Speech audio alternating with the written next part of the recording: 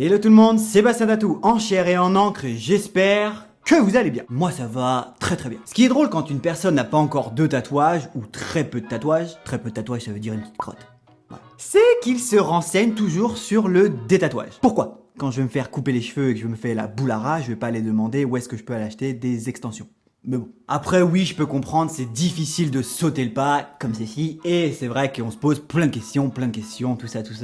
Je peux comprendre. C'est pourquoi aujourd'hui nous allons parler de détatouage. Ça a bien craqué, hein. C'est possible. Donc mettons-nous en situation, la situation. J'ai regardé Casa de Papel, je me prends pour un espagnol, tout ça.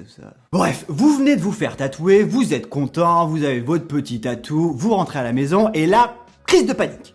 J'allais dire prise de panique, mais pas du tout. C'est pour ça que j'ai... Mais en fait non. Vous regrettez étrangement votre tatouage. C'est une petite sensation que vous avez en tête et vous ne comprenez pas pourquoi. Dans la plupart du temps, on est mal à l'aise de l'action qu'on vient d'effectuer. On se demande si on a bien fait ou pas, on se pose 1000 questions, etc. Alors qu'il n'y a pas besoin de le faire, mais bon, ça, c'est encore un autre débat. Et du coup, en règle générale, on se sent mal à l'aise et on dit putain, je crois que j'ai fait une connerie. Alors déjà, n'essayez pas de gratter ou de l'arracher ou de le poncer ou j'en sais rien. Non, soyez pas stupide. Non, soyez pas stupide. Et du coup, vous vous posez la question du détatouage. Est-ce que ça existe? Est-ce que ça marche? Est-ce que c'est cool? Etc. Oui, ça existe, mais première chose, avant de se faire détatouer, il faut d'abord cicatriser et laisser du temps avant de faire cette option. Après, je vous reprends tout de suite, vous, derrière votre petit écran, avant de penser au détatouage, pensez au cover peut-être, si vous avez un petit truc comme ça, peut-être que vous pouvez refaire un plus gros tatou, plus joli, plus homogène, etc.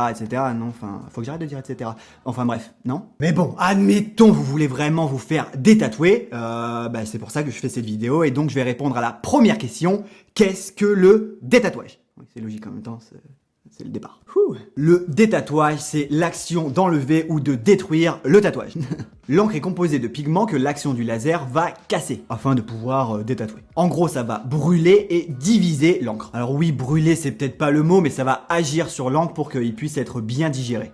Voilà, ça c'est un peu mieux peut-être, une meilleure explication. Après, il faut savoir que plus le tatouage est fourni en pigments et plus il te faudra de séances. Et du coup, t'as le seum parce que déjà, d'une, t'as un truc que t'aimes pas sur le corps, de deux, il va falloir faire ça en plusieurs séances, de trois, ça fait grave mal, et de quatre, ça coûte grave cher. T'as le seum. Ouais. Oui, parce qu'il faut savoir que grosso modo, le détatouage fait apparemment 2 fois plus mal que le tatouage. Ça fait très mal et c'est pour ça que généralement, ils mettent une petite anesthésie locale. Et c'est marrant, mais en écrivant cette petite vidéo, j'ai lu que les premières séances étaient les plus douloureuses et qu'il y avait beaucoup de personnes qui abandonnaient dès le début. Donc voilà, soyez courageux. Be brave. Et faut que j'arrête aussi de dire beaucoup. Je sais pas pourquoi je dis beaucoup alors que c'est beaucoup. Surtout que Sarah est toujours en train de me reprendre là-dessus. Ouais. Bref, continuons. Lorsque le laser frappe le tatouage, cela peut faire malheureusement apparaître des brûlures, des croûtes et des bulles. Des petites bubules. Plein d'eau. C'est sûr que c'est très appétissant tout ça, merci Bastien. Il faut également savoir que l'arrière de l'oreille, le tibia, le poignet et l'intérieur des chevilles sont les plus douloureux à retirer, malheureusement. Je ne sais pas pourquoi. Donc il faudra être très fort comme les Jedi. Voilà. Ouais, faut être des Jedi parce que j'ai lu que l'onde de choc délivrée c'était de 100 000 watts, soit beaucoup de Pikachu. Ça doit faire très mal. Et c'est pour cela que les séances de tatouage en règle générale sont très courtes. Donc t'auras compris, le processus de détatouage prendra énormément de temps. Étant donné que juste avant je t'ai dit que les séances étaient énormément courtes. Voilà, c'est la logique Mireille. Au début, il faudra faire des séances de tatouage tous les 2 mois, et ensuite tous les 4 mois, et ensuite tous les 6 mois. En gros, t'en as pour 5 ans, quoi, si tu veux te faire enlever tout le corps. Même 10 ans, c'est chaud quand même. Et ce processus permet d'avoir le moins de traces possible. Je sais pas pourquoi je me suis énervé, mais possible. Ah oui, et puis tant que je vous donne plein de petites informations, les encres fluorescentes, les encres blanches, etc. T'oublies, c'est foutu. C'est quasi impossible à retirer. Voilà. Et encore une fois, c'est dommage, mais comme le tatouage, le détatouage marche mieux sur les peaux claires que sur les peaux mates.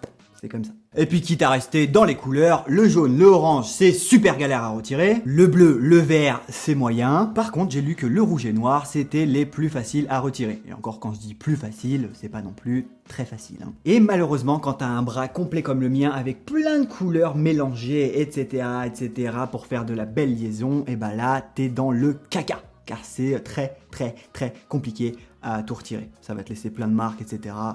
Faut éviter, malheureusement. En même temps, si je me suis fait tatouer tout le bras, c'est que je le voulais. Concernant les tatouages traumatiques, vous savez, c'est les tatouages qui sont boursouflés, généralement faits par des pseudo-tatoueurs amateurs qui piquent bien trop fort et ça fait gonfler la peau, c'est chum, c'est dégueulasse, bref, ça c'est très compliqué à retirer également. J'ai l'impression de dire toujours que c'est très compliqué à retirer également. Niveau prix, ça évolue selon les séances de 5 à 30 minutes, de 80 € à 300 €. Oui, j'ai bien dit 300 € la séance, il va falloir des petites pépettes.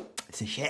Et avant de vous quitter les Padawan, il faut savoir qu'il y a plusieurs lasers sur le marché. Les anciens, les nouveaux. Les plus récents étant les Picosure. Et c'est pas un nom de Pokémon. Le Picosure sera un peu plus cher que les autres lasers du marché puisqu'il va être moins invasif pour la peau. Ensuite, il y a le laser YAG qui est le meilleur rapport qualité-prix. Et le plus pourri, le plus ancien est un laser Ruby ou Alexandrite. Il est nul, apparemment, ce que j'ai lu. Oui, car très invasif. Donc voilà les Padawan, mes petites explications sont déjà terminées. Alors perso, je suis pas le plus expert dans l'art du détatouage, mais c'est vrai que j'ai déjà vu ça une fois en live. Et c'est assez impressionnant, surtout au niveau du bruit. Je le fais super mal. Du coup, avant de vous lancer sur le projet du détatouage, renseignez-vous auprès d'un professionnel du détatouage, ce qui paraît logique. Donc voilà les Padawan, cette petite vidéo est déjà terminée. Alors comme d'habitude, si vous avez kiffé, laissez un maximum de commentaires. Et pour changer avec l'actualité de cette vidéo, laissez un maximum de pouces détatoués. Bref, il est grand temps pour moi de partir. C'était Bastien Tatou pour vous servir. Peace.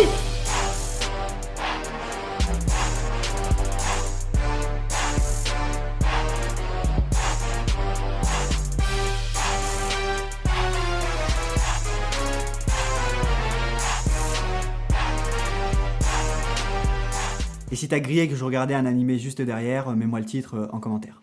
On verra les connaisseurs.